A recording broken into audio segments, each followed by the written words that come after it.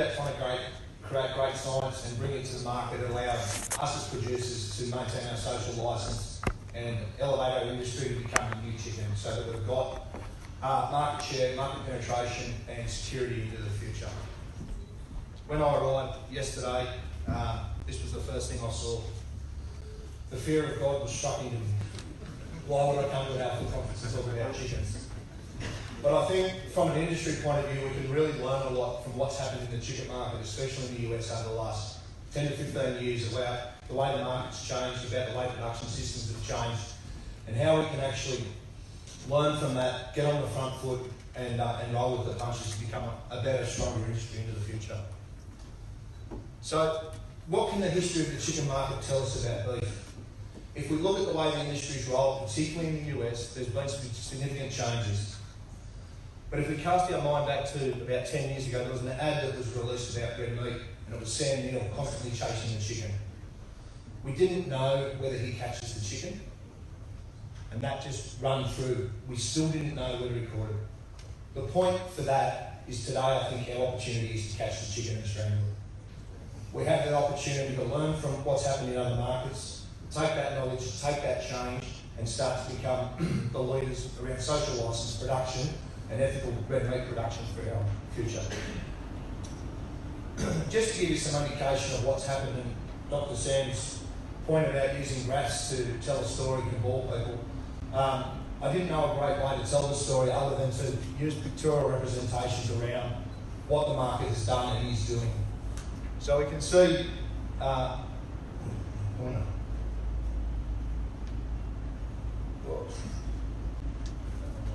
we can see up here we've got the red meat sector has got a greater increase in price over time, whereas the poultry market's maintained a relatively static growth curve over time around price index. So comparatively, meat for meat, which one has provided a cheaper to our customers and consumer? What a lot of that's been driven by isn't the science, it's around the why.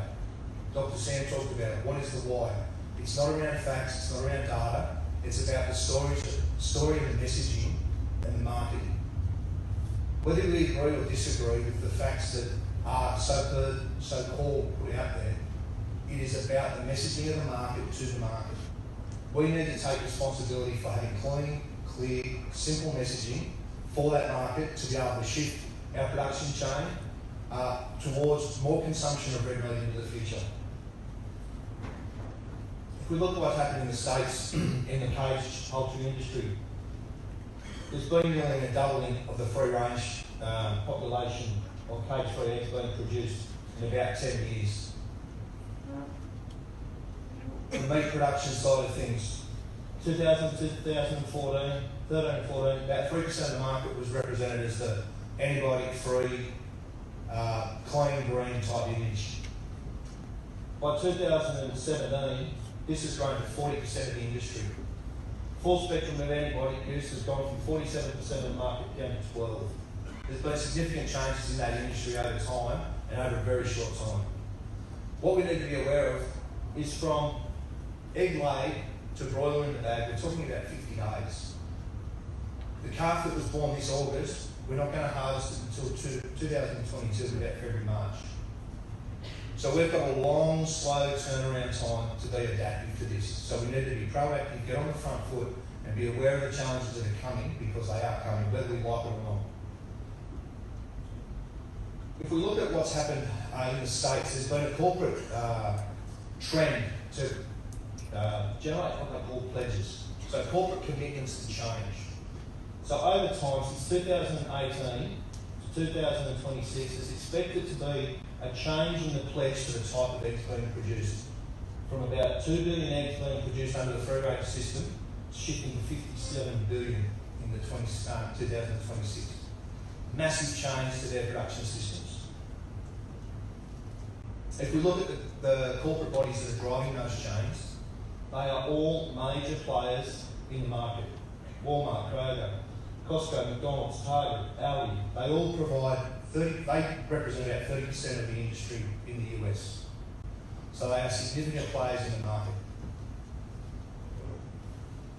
What that's done though is it's created an opportunity. And that opportunity is to fill the void. They need 170 more million layers under the free range system to actually fulfil those pledges. So that corporate drive has changed the way that the producers are needing to look at their production systems and the way they manage their systems. If we look at how that then translates to market share, the chicken industry is growing, but our red meat sector has decreased.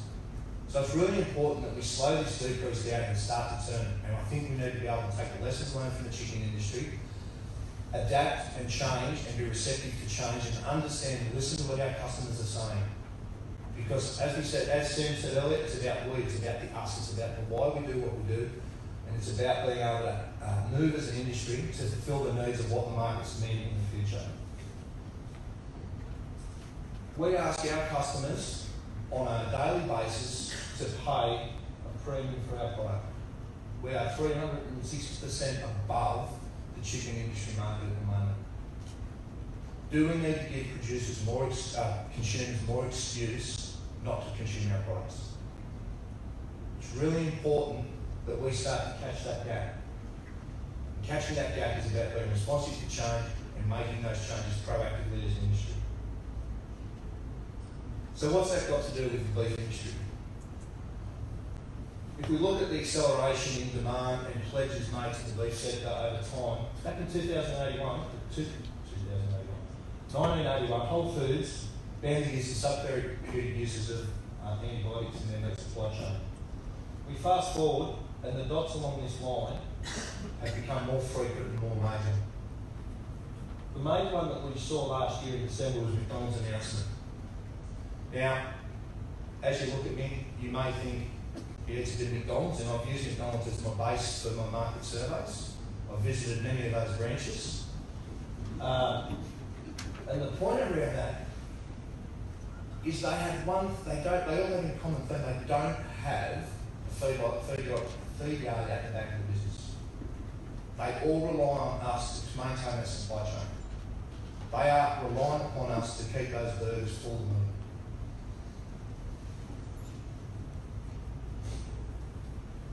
We need to be able to be responsive to this, because 2022 isn't far away in our supply chain. Those calves are hitting the deck now, and they're asking those animals to be raised and managed in a different way into the future. While it may be all fact, fiction, truth, marketing, it doesn't matter. We've got change on the horizon, and these businesses are all motivated for change. They are responding to consumer demands, and we need to be responsive to change for that.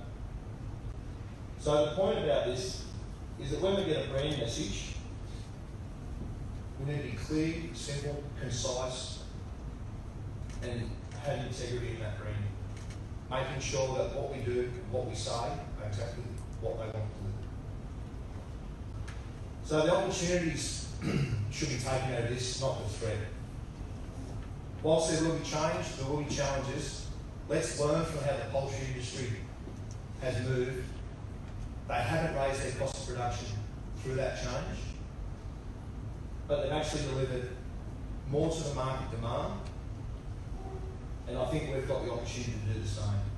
So we need to be nimble and agile for change. So I think we need to lead the market, not follow it. We always have to give what the consumer wants.